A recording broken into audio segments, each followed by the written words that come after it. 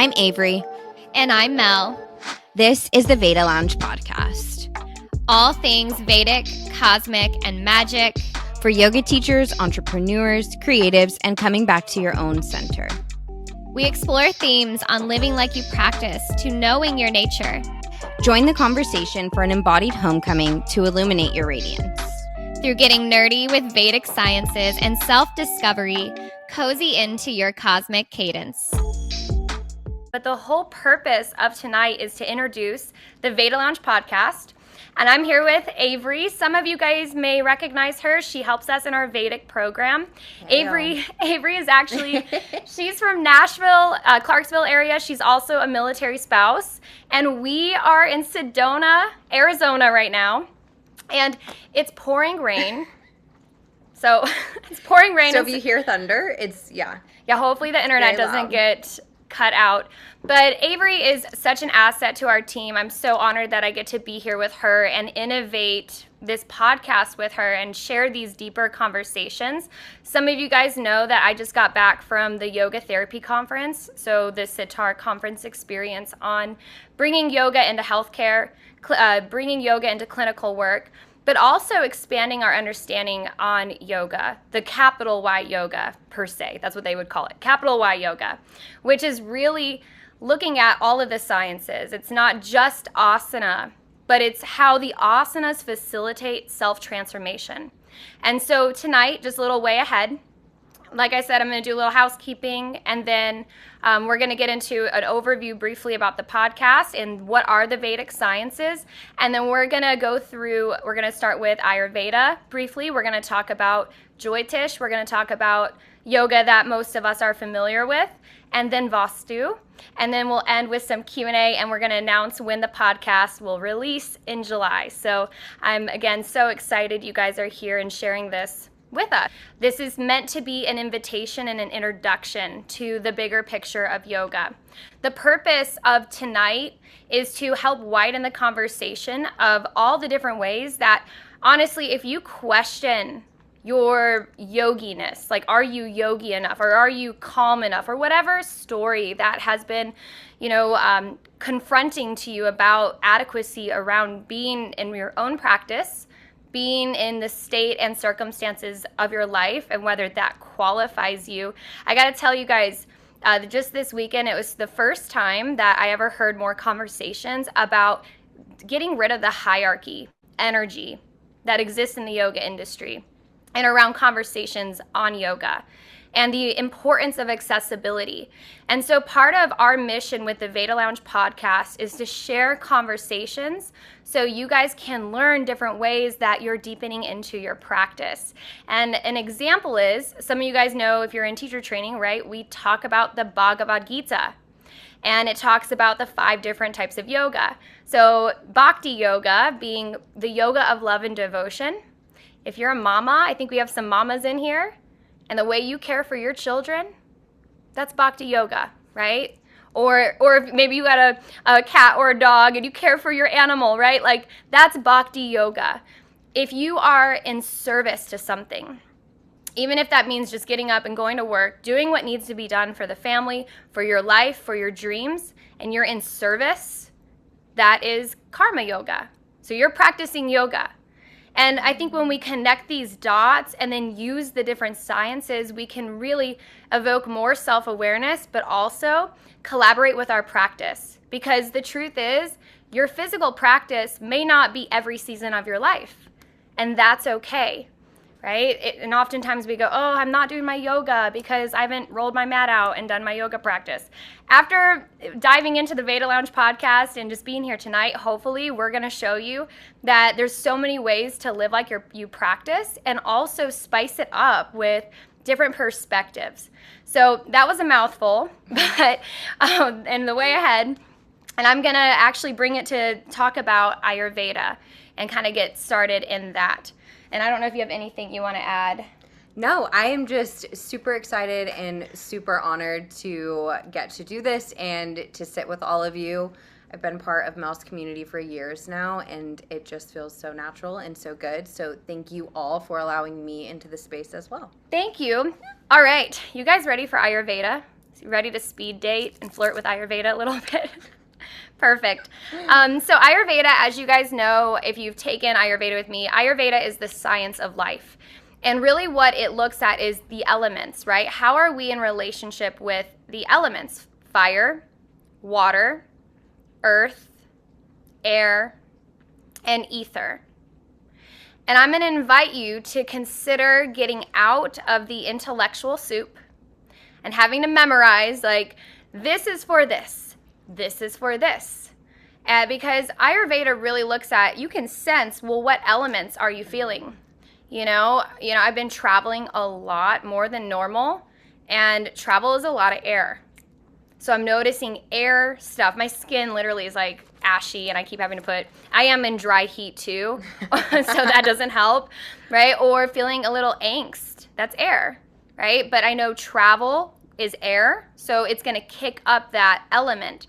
And it allows us to really be conscious of how we interface with the elements in our lives, but then also our own nature. And so I'm going to pass it to Avery to kind of share with you guys a little hack on how to build a relationship with Ayurveda. Yeah, so I think when we look at Ayurveda, it can seem very big and very daunting because it is, right, the science of body. It's for our body. But I invite you guys to think about it in a way that it's like we're just practicing opposites, right? So if we think about it under the context of like attracts like, and opposites work to create harmony, that will really help you understand just how powerful it can be to sink in, sit in, and go, wow, this feels fiery, this feels hot, and then invite yourself to go, what is the opposite of fire? How can I douse that, right? Well, it's cooling elements.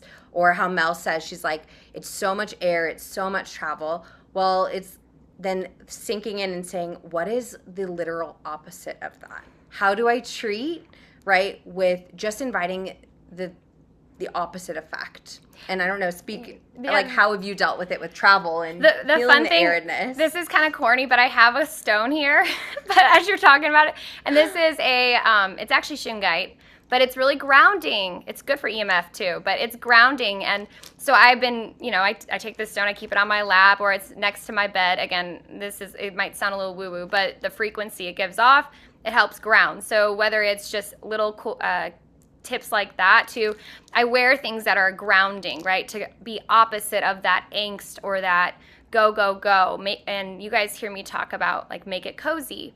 Making it cozy is a way to anchor and ground. So I want to invite you guys to reflect in your life right now. What element, and it's for today, when we look at any of these sciences, yoga is about the now moment, right? And in the now moment, that's going to be what's presenting what to co-create with. And when we learn to co-create in the present moment, this offers our ability to pacify in a relevant way. So today in this moment, what element maybe did you notice happen a lot? Maybe you felt really stuck, slow, tired. That would be more earth. Maybe you were feeling aggravated and or just like, I gotta go. I gotta like get this done, right? That's fire.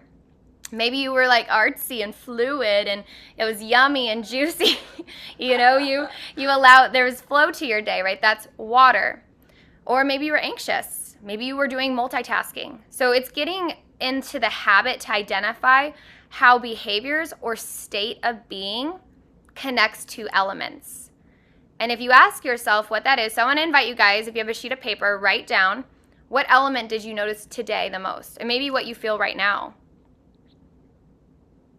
And then think about what's the opposite. So water, for example, with the opposite, it's wet. We want to dry. We might want more air or more earth. Maybe the water needs more fire to move it. Right? So the way that they co-create, and obviously we have workshops, we go deeper. We're going to have some guest speakers dive in more so you guys can learn and build relationships with elements.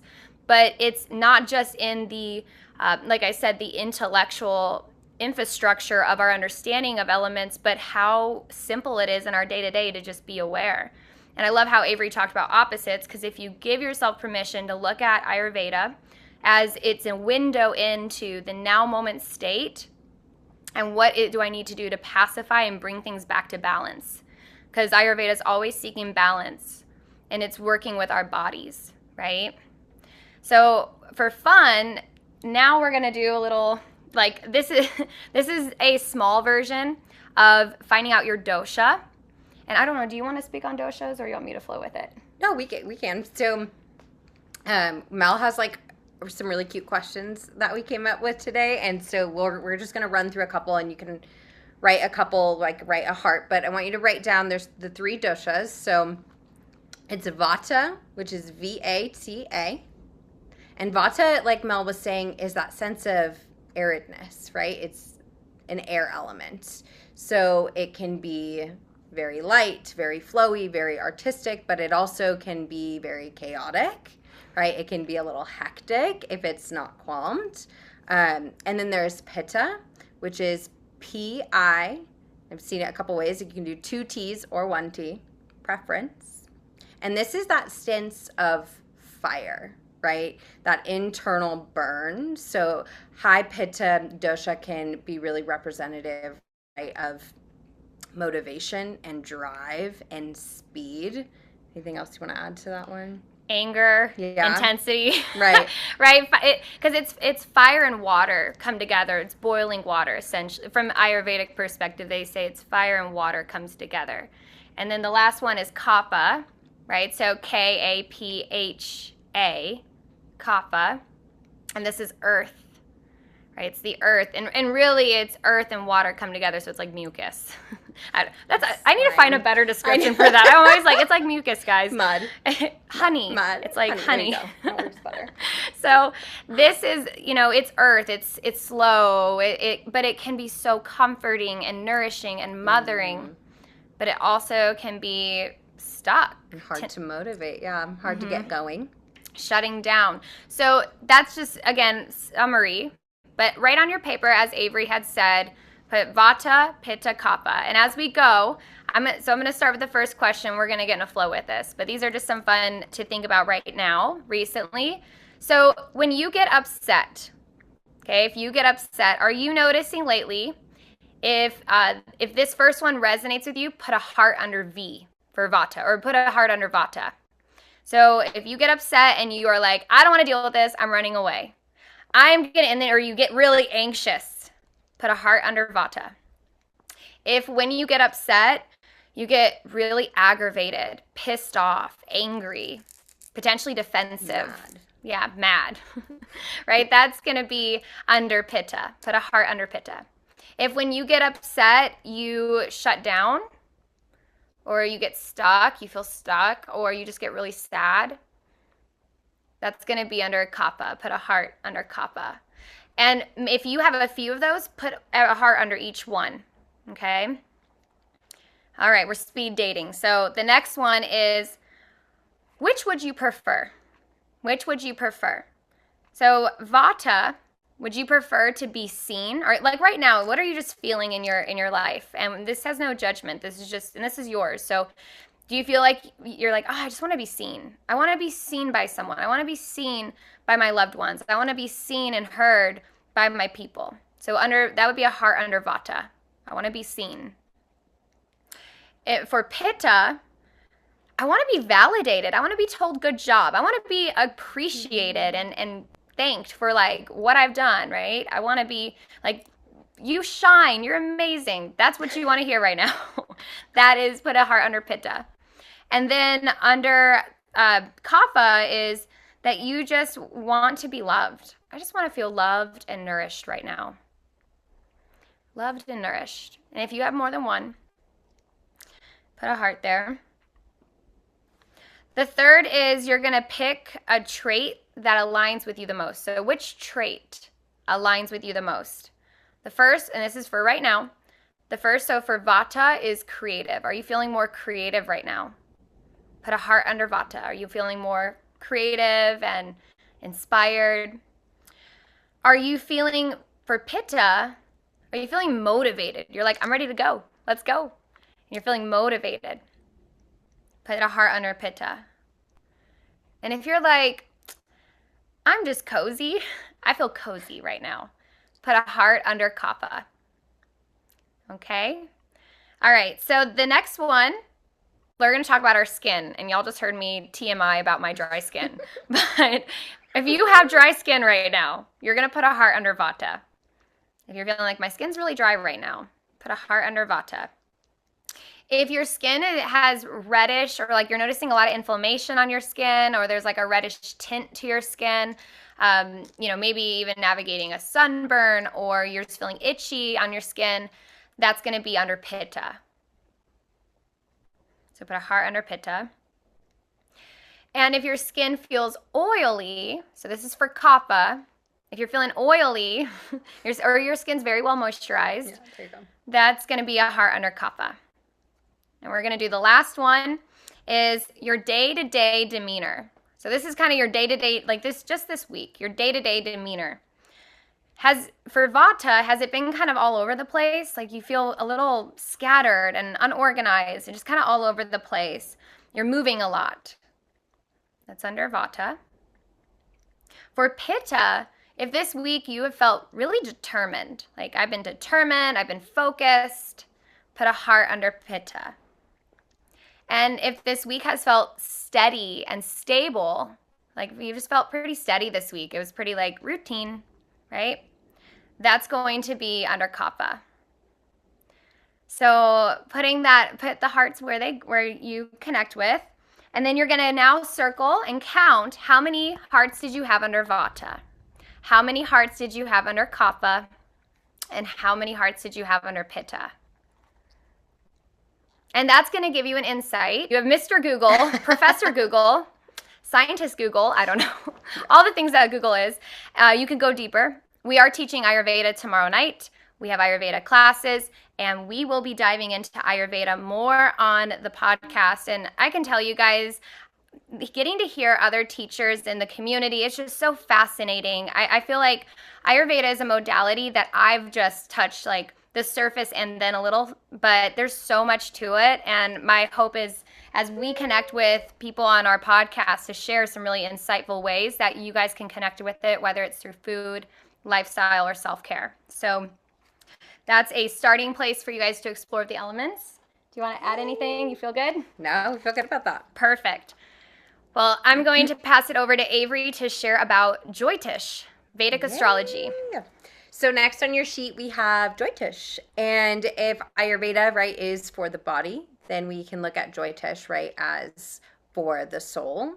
Each of the sciences are going to be representative of a different component of life. So Jyotish is for the soul. It translates as the science of light. And as Mel kind of touched on, right, it is Vedic astrology. So I see some of my beautiful Vedic astrology faces in here. So you all know. But really, Jyotish is for self-illumination, right? And uncovering and understanding our nature and our tendencies, right? And then also understanding potential, right? It's not like this, oh, this is who I am. I'm determined to this. It's really a way to unlock, right? Pieces and parts of yourself. And it's such a beautiful component to understanding who we are. I think that the gift that Jyotish brings, or Vedic astrology gives us, is it's a way for us to transmute those challenges into meaning and doing something with those edges in our chart. And then like Avery said, understanding our brilliance, understanding these gifts that we have that are unique. Now, the interesting thing with Jyotish is we use there's kind of two worlds to it. There's your chart, right? We can do the chart of right now and today and be able to see that. And what a chart is just a screenshot of the sky. So your chart is just a screenshot, like how you do on your phone, of the sky when you were born. And it's working with the biophysics of our bodies and how that relates to the environment and the electromagnetic fields and all of that stuff. And I'm actually teaching physics and planets this week. So if you're intrigued, you can join. If you'd like to have your mind blown. Yeah, it's actually more science and math than I could have ever imagined, especially when I first was introduced to it, because I actually was like, that's weird. I am a yoga therapist. I don't do that stuff. And then lo and behold, I learned that actually the understanding Jyotish, was what gave us the prescription for yoga therapy. So the charts, so this world of it is, it helps us understand, well, what season is a client in, or for ourselves, that we need to pacify. And they all relate to elements. So this is why all the sciences, they work together. So understanding the elements, and then that tells us maybe yoga asana, the physical practice, might not be good for you depending on the season you're in. And that might be why you're just not feeling motivated towards it. It could have been, you're like, 10 years ago, I was doing yoga all the time, or I was meditating all the time. Today, I struggle with it. And part of that can have to do with the cycle and season we're in. So that's one world of it.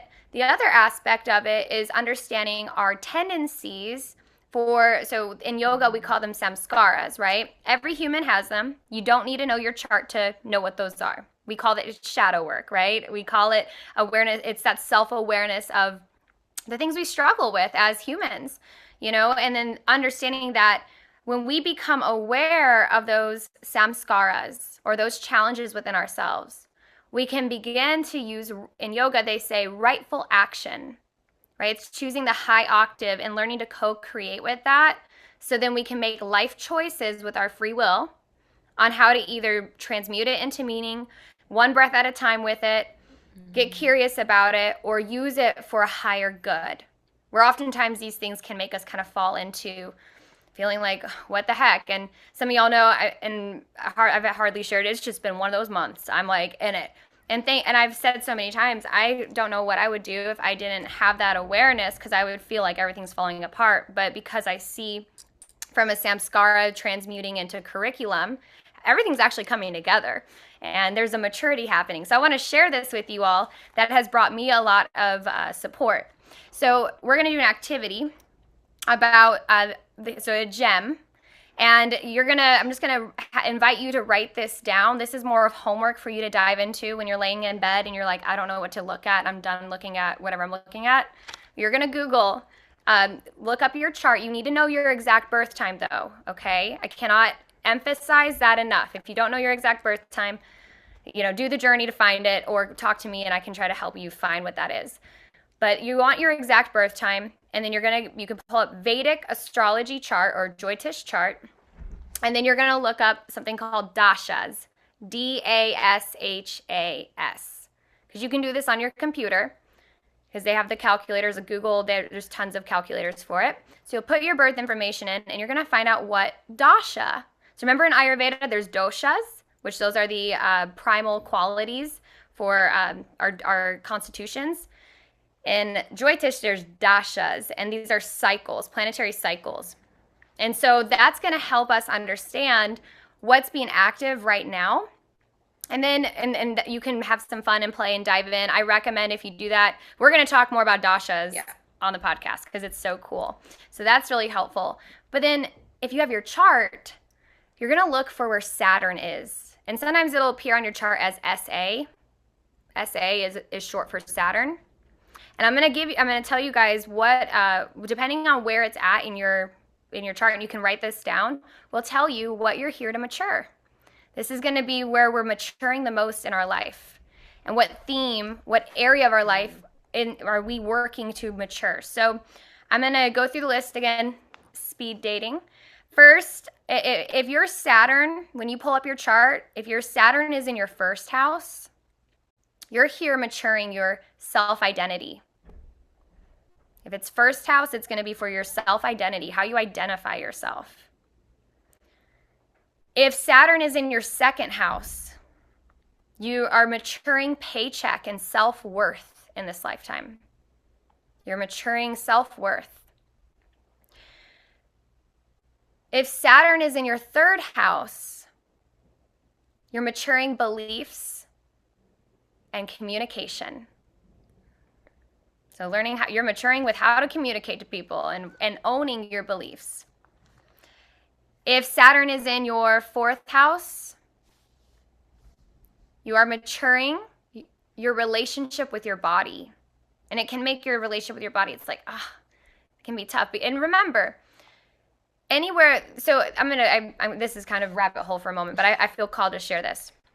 Because 2 weeks ago, I was teaching a workshop and we were talking about the obstacles in yoga. that there's these obstacles that keep us from our practice. And it's in the Yoga Sutras. He lists out all these things that, this is what inhibits our yoga practice. And remember, when I say yoga, when we read yoga in the Yoga Sutras, he's talking about self-awareness, samadhi, the oneness, the capital Y yoga, not just the asanas help us get to that, right? And it's not even linear. It's just a state of being that's already within us, which I'll talk about in a little bit. But when we look at this aspect of resistance, he describes them as, think about in a river that's flowing and you see rocks in that river. And if you actually pay attention, it's the rocks in the river that can intensify the current, because when the water's flowing and it resists, it puts pressure and it makes the water actually go faster in those areas. What do they call them? Like rapids? I don't do the whitewater rafting, but I think that's where you could go really experience it, right? But like those obstacles create the momentum.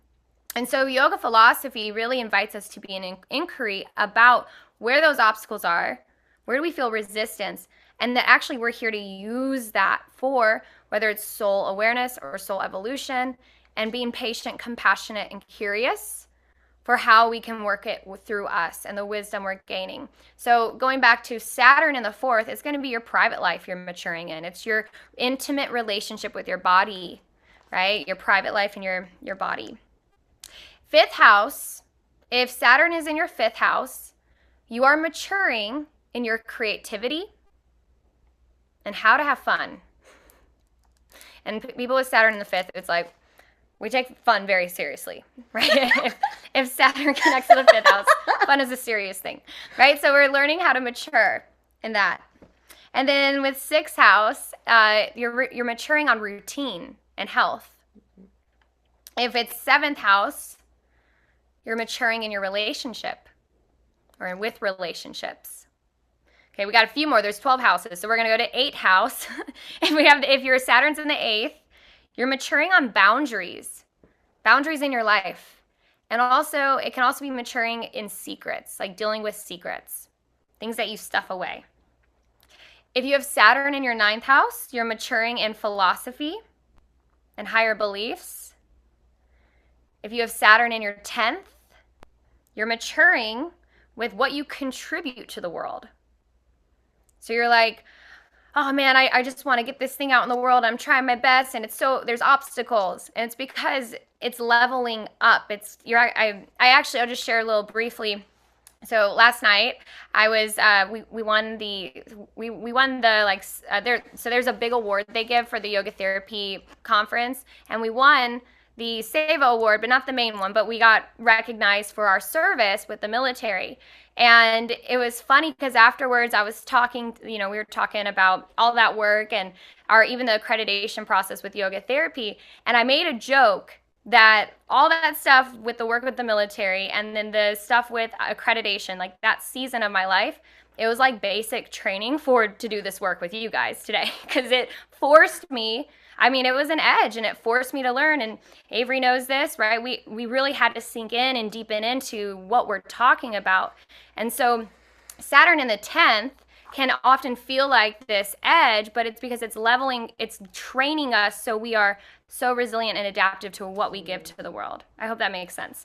So Saturn in the 11th is your public life, maturing in your public life. And if you have Saturn there, you probably don't have fun with social media, but it's about, because you're using it for service, right? Or you're like, I do the back end stuff, right? So 11th house is public life, and also maturing in your accomplishments.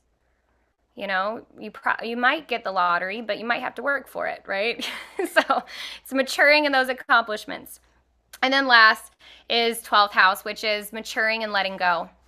If you have Saturn in 12th, you're going to learn how to mature in letting go and things regarding the immaterial. And just in case, for the 9th house, it was philosophy and higher beliefs. So you're maturing in philosophy and your higher beliefs. So hopefully I covered that. I just want to give you guys a doorway in to start playing and building a relationship with some of this stuff. And I don't know, is there anything you want to add to Joy Tish? No, you covered it pretty well. It's so vast, you guys. It's so big, and you can use it in so many different ways. And so I invite you, like, if you're like, if it sparks something in you, follow that, because it might light something up in you completely different than like what we talked about, because it is so big. It is big. And for the 10th, it was what you contribute to the world. You're maturing what you contribute to the world. So, and the reason I picked Saturn, or when we were talking about, because there's so many activities, like to play with this and start to get to know it, I want to invite you guys to look at, just like how, for example, asana and the yoga we're familiar with. If we felt like we needed to absorb and digest the whole modality of yoga, I think there's over 1 million styles and techniques of yoga. I don't even have a quarter of that probably. Like, could you imagine how long that would take to learn all of it, and especially at once? And if we keep feeling like, well, I got to know everything, we're not allowing the journey of being with what's coming up that we're intrigued by now, or the style of yoga you like now, or the modality that you're into now, to take you to the next place. And actually, we were talking, and I want to share this, is the aspect of with the linear, the hierarchy. So I believe part of the reason we create hierarchy, especially when it comes to philosophy and teachings of this, or even just us as yoga teachers, we go, oh, well, they're better than me, or they've been doing it longer, or, you know, whatever story. I do it too, right? I've had to address that in myself. And recognizing part of the reason I think we do that is because of physics. We experience reality linear, right? So everything makes sense of, I got to do this to get to here, to get to here, to get to here, which is fair. But what we do when it comes to a science like yoga, which is about unionship, it's about presence, it's about detaching from the ego or the outcomes, which is not easy for us as humans. It's just not. That if it was, I mean, we wouldn't be at yoga studios. We'd be meditating in our houses, right? Like, let's be honest. If, you know, we do this stuff because it's the maintenance. It's the maintenance of a regulated nervous system. It's the maintenance of taking life one breath at a time and being an inquiry. But I love the concept of, if you think about, you know, we believe like we're, you know, I want to mature or get to this place as a yoga teacher or as a student of yoga, when actually that state, it's more of a remembering. And I think if you dive into Vedic sciences, and as you listen to the podcast, and as we dive in, you're going to see a lot of yoga is remembering. It's remembering the light within. It's remembering the gifts you already have. And the analogy to this is an avocado tree. And I heard this analogy this weekend, and I love it, so I'm going to share it with you guys. He said, an avocado tree, right? If you got a baby avocado tree, you just planted an avocado tree. Is it an avocado tree? You're like, yeah, it's an avocado tree, but it's a baby avocado tree, right? Okay, well, what if it's middle age? Is it an avocado tree? If it's an old avocado tree that doesn't produce fruit anymore, is it an avocado tree? No matter what stage the avocado tree is in, it's still an avocado tree. And recognizing that our illumination, our enlightenment, you know, I use these words very lightly because there's so many words. The language we use is limited, I think, to express that centered aspect within us. But we're always finding our way back to that.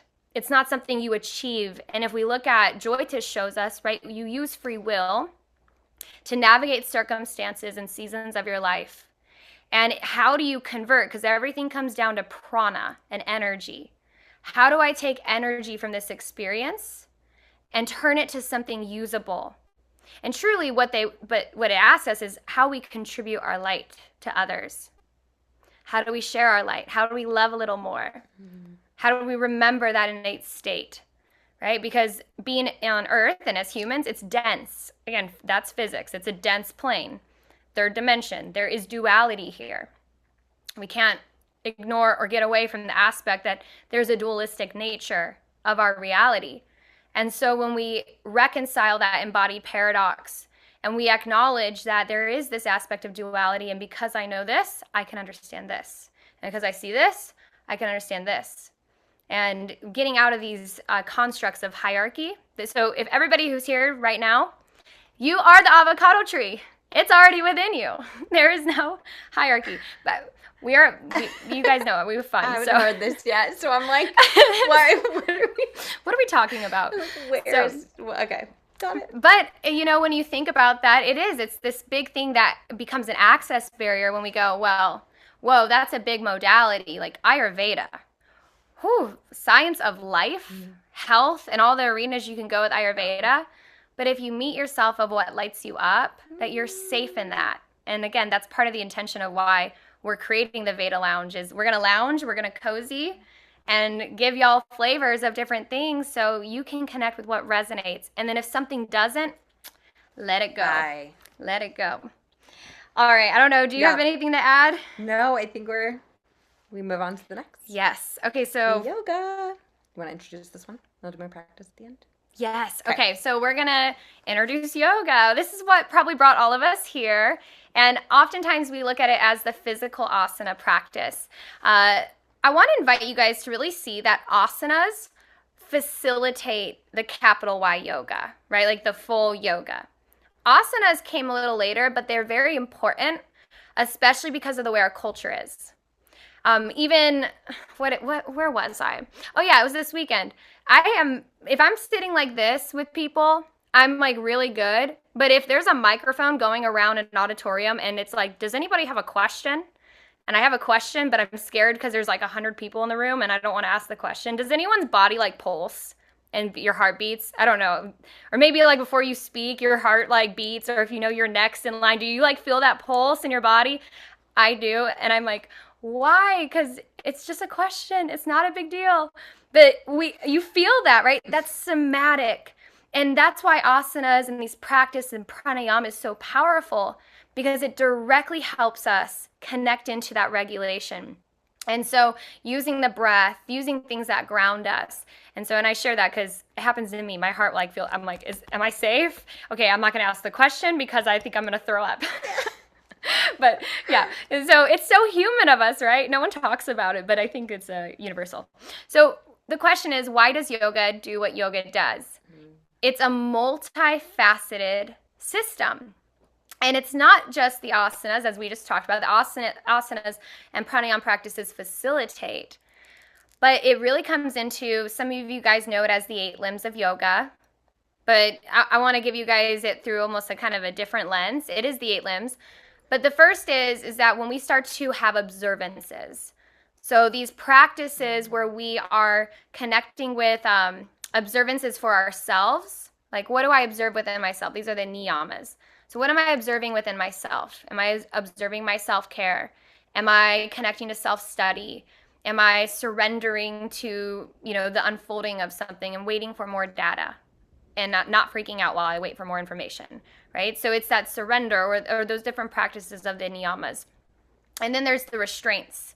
And the restraints are the things that we do where, let's say that, like something happened that you're about to trip out over, right? And you want to like yell or say something and you feel, or I guess people experience that with traffic. I've hacked the traffic thing, by the way. Some of you guys know this because I talk about this. If you drive with a bubble, like a love bubble around your car, and you believe it's a love force field around your car, and everybody who drives past me is going to be protected and safe. And then you're like, someone tries to cut you off, and you're like, oh yeah, go ahead. And then Mel never gets anywhere because she drives in a love bubble. Yes, take my time. But I do like that. It regulates the nervous system. But yeah, like observances. Listen, little hacks, they can like change your whole reality. It could be delusional, but it also makes my drives a lot more peaceful. So anyways, but the aspect of the restraints, so these are the yamas, right? It's the things we do on ourselves for self-control to help others or be better with others, like non-stealing, not lying. So those aspects are just as important for the living like we practice, right? Those help us live like we practice.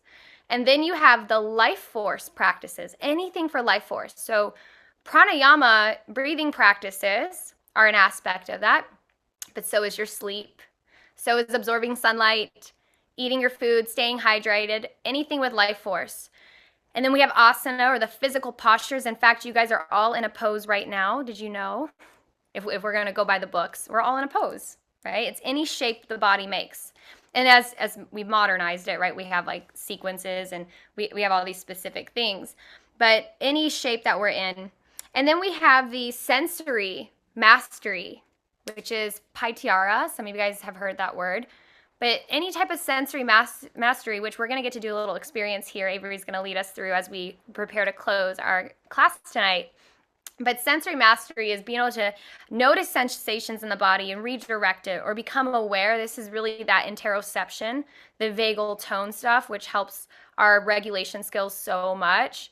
But it's that ability to inquire and regulate. So, and we do this, for example, right? If it's raining outside and it's loud, that sound can still be going on, but we can be here with y'all, right? Or being able to direct the awareness. So sensory mastery, and it's working with the 5 senses. And then we have concentration and meditation. And then samadhi, which is presence, right? It's bliss, it's peace in the moment. And I want to note that samadhi is something that it happens in a moment of time. It's not like we tap into that and we're always floating in this state. I like to describe it, it's the snow globe of yummy when you get out of your yoga practice, that when you're like right before the namaste, you're at the end of practice, like that state. Or in meditation, or maybe this is why I love synchronicities and affirmations in life, like a weird synchronicity happens and you just feel like it's a wink from God, like God blowing a kiss, or like feeling connected, right? You get this like peaceful feeling. So those practices. And then do you want to add to any of that? No, I mean, with yoga? So if we want to get into the gem of really, right, I mean, we're going to work on a little somatic practice here, but when Mel talks about using, right, our practice as this sense of, right, interoception, really, when we use yoga, using it as a mirror, right? It's not I'm here, I'm here, I'm here, I'm done. It's I'm here. What is this? What am I feeling? Right? And it's really the conversation with the body as it's happening. And then noticing, because when we're on our mat and when we're in physical practices or concentration practices or meditation practices, our practice on the mat can tell us a lot, right, about who we are and our tendencies off the mat. So knowing, right, that when we're on our mat, we actually have the time to sink in and ask the questions, when sometimes going through our day-to-day life and going through the motions, we don't have that. We don't think about the fact that we can stop and sit with the body and ask the important questions.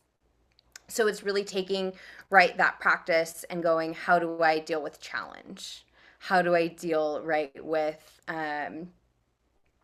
confrontation within myself? And how do I express my joy also, right? It doesn't have to be the sticky or the difficult things, but how do you lean into what feels good, right? So it's just opening that channel of communication and using your practice as a mirror to who you are and to understanding yourself off of the mat as well. Yeah, because the body it's a sensory conversation, right? Like when you might feel resistance in the body, that's the body talking to you. And we live in we can be so disassociated. And again, it's our culture, it's the get things done, the jumping ahead. And so I love how Avery describes this aspect of us on our mat. For example, I know and maybe you guys can think of a pose that kind of you're like, oh, maybe it's camel pose. Maybe it's chair. See, I love chair. Oh, I'm God, like, let's hang out and chair. No, yeah, or like dancer pose, right? When we are in those edges with ourselves, how we deal with it. And so, how you talk to yourself too when you're in that, right? Or do we disassociate? And it's all just being aware. And that's the thing, because a lot of people are like, well, now what do I do with this information? It's just going, oh, I know it. I have this tendency. And then how we apply compassion. And then that starts to do all this neurobiological magic. And that's for another class and for another conversation, because there is a neuroscience component to why this is so powerful from a sustainability aspect. And I want to point out too, based on your circumstances, and this is why it's not that I'm against styles of yoga. I love all style. Like I really do. I'm an amusement park with yoga styles. It just depends what ride and where I want to feel. But the reality is that your circumstances, your nature, the elements, all of that stuff can inform what practices feel best for you and when. And if we get attached to feeling like this is the right way or the only way, we could actually be creating more aggravation in our body or not really meeting our needs of what we need. And each of us are unique, and the permission to be unique. So do you want to guide this? And we're not, you don't have to roll a mat out or nothing. Yeah, no. We're just right here. So you guys ready to get in the body a little bit for a moment as we... So first, guys, I'll kind of, we'll work through some movement. It doesn't have to be anything fancy. You can stay sitting down. And then we'll do a little scan, right? So we'll work into the body, and then we'll just kind of scan over and see how we feel. I invite you, as we're doing this, right, be open and receptive to what's coming up, right? See if you can't set the intention to be open to that internal dialogue. Notice any thoughts, any ways that you're resisting, and if it feels really yummy, if you're allowing yourself to lean in, right?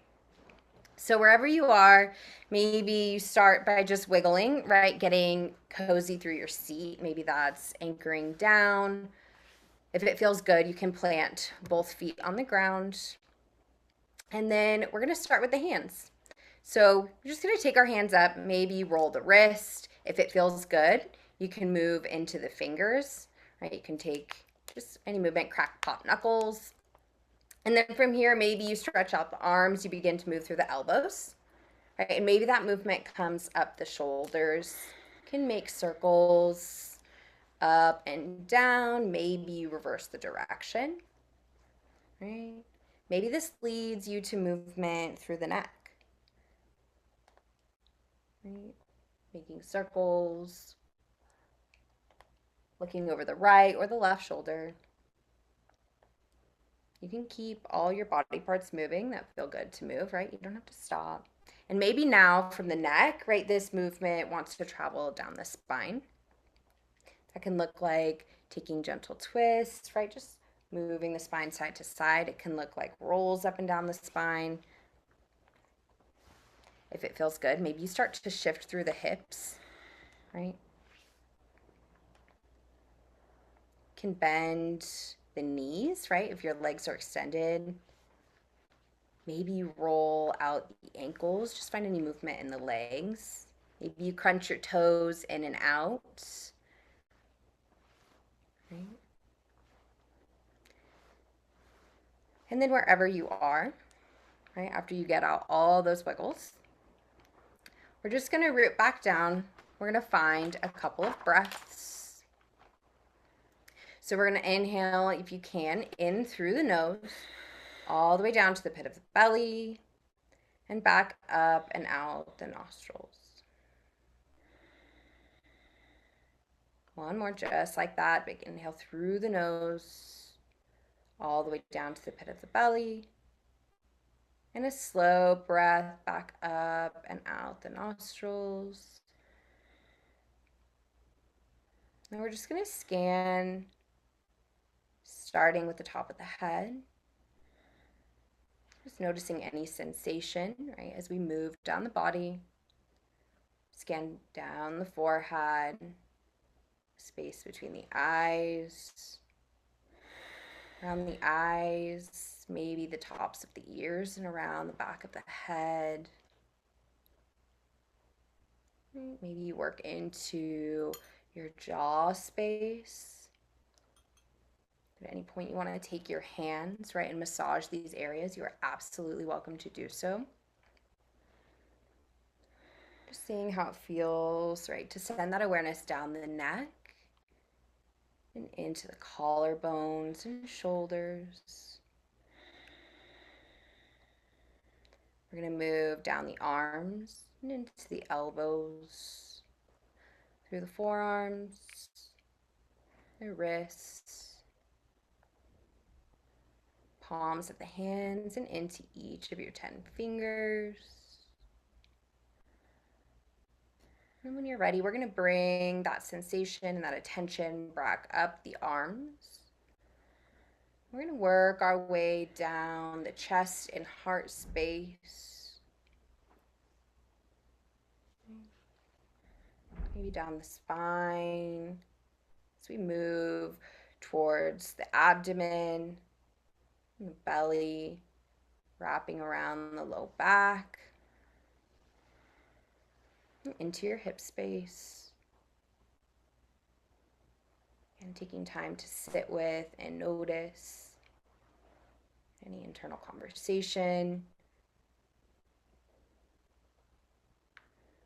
We're sending that attention down the thighs, right? The meaty parts of the legs, the quads, the hamstrings.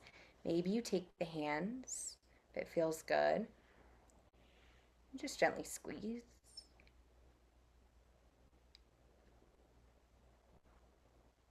We're going to work our way down the calves and shins, into the ankles,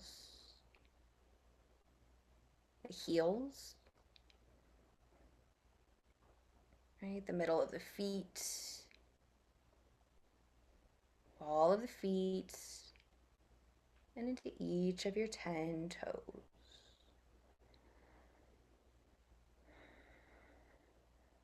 When you feel ready, maybe you find just a slow breath, just to kind of bring yourself back, give yourself time.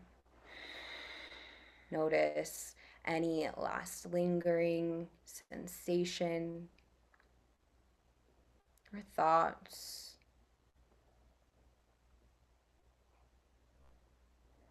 Maybe you take notice of how you just met yourself. Where did you lean into joy? Where did you maybe meet tension with compassion?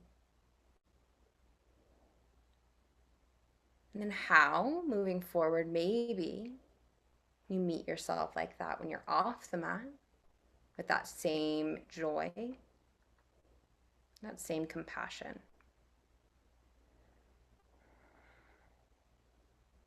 Whenever you're ready, come back. So sweet. Thank you.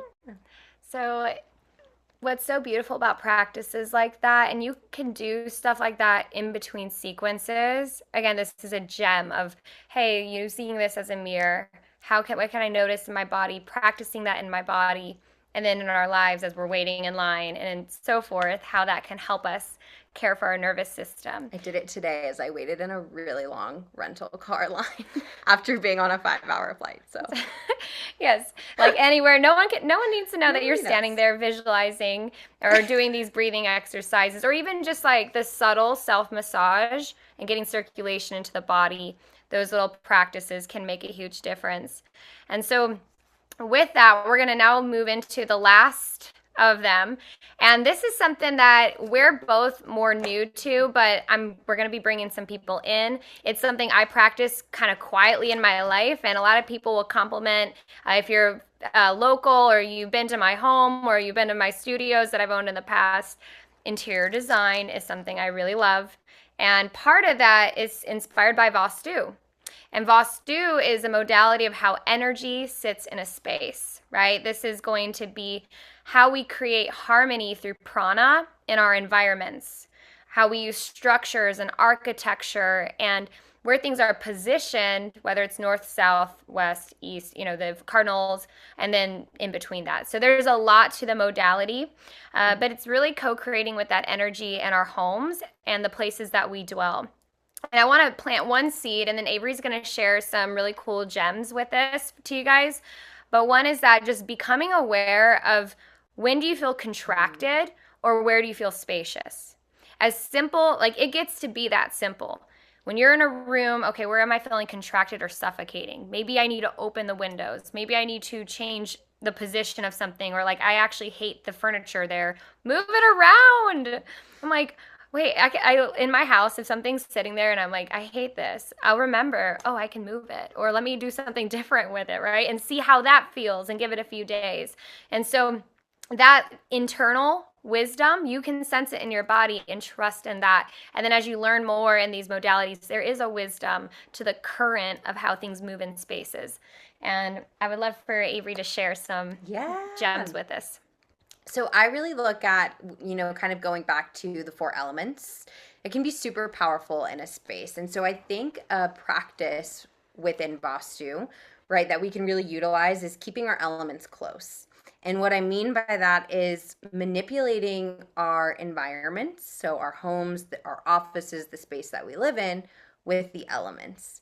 And really what this is sitting with how you feel in a space and noticing, right, either the sensation you're getting or maybe something that you're needing out of a space. So like I use the example when I moved last year and I was telling Mel, I'm like, I can't work in my office space. I feel sluggish. I feel tired. I'm like not motivated to really do much.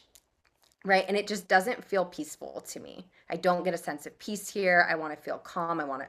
And she's like, well, what's in there? And I'm like, well, I have a lot of stones. I have a lot of plants. I have a lot of rocks. That's all earth, right? So taking it back to that kapha energy, it's all very rooted and maybe slow to start. And yes, comfy, but not very conducive to working. And so she's like, what about a water fountain? The element of water, right? Of calm, of flow, of creativity. So it was that simple act, right, of just inviting something into a space that was elemental that completely changed the energy of the room. And so when we got to talking about it, we were like, well, what about, in a bedroom, if it's hard for you to wake up in the morning, if you can't get out of bed, if you're feeling tired, fatigued, depressed, fire.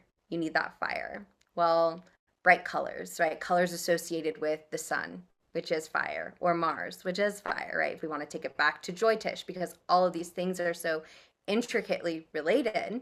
So then maybe it's bringing those elements into the bedroom, right? Bright, uplifting colors, right? Or just really learning to utilize, right? If you need to feel grounded or calmed in a space or really rooted, right? Or at ease, maybe it's bringing in plants. A beautiful little house plant can go a long way, but it's just being open to the elements around you. Yeah, and that assessment can make all the difference of just how something feels. Is there an element that's missing? And like Avery just said, bringing a fountain in, or lighting a candle, or opening the windows, or the colors of the rooms. Maybe you don't have an issue waking up in the morning, but you have an issue falling asleep. Maybe there's too much light, And all of these placements of in the house and all of that, they do connect to planets. Colors connect to planets. Joy Tish is thoroughly threaded in all of this, and we're going to have so much fun. This leads us to talk about the guests we're going to have on the podcast. The podcast will officially launch on July 11th, so we will be intentionally trying to release an episode 1 week at a time. That is the plan. It'll be on YouTube, but you can already subscribe to us on Spotify and on Apple. It's just our intro, but so if you're like, oh, there's an episode, it's just the intro, just because I wanted to make it so we could have a place to house it already. But I also want to open this up that please email me if you have specific topics that you're interested in, or you would really love a specific guest speaker. Yes. Just tell us, because there's so many arenas to go when we zoom out on the Vedic sciences and play, and maybe there's something specifically you're navigating that you're curious, and we can talk about it on the podcast, or bring an expert in. This is a way, especially, obviously it's a podcast, but also for the school, even like for us to be able to bring in really unique people to the conversation. So don't hold back from asking. And my hope is that after tonight, with what we've shared, these are just some, at least I think we gave you more than 4 gems, but there's a lot of flavors. A lot of flavors to connect with your brilliance. I appreciate you all for being here. It was so good. I saw even just some names from years ago to people that I know now. Like, it was so cool to see everybody here. Truly, it means so much. And if you have questions, email, contact. If you're in the training box or me, we can dive in.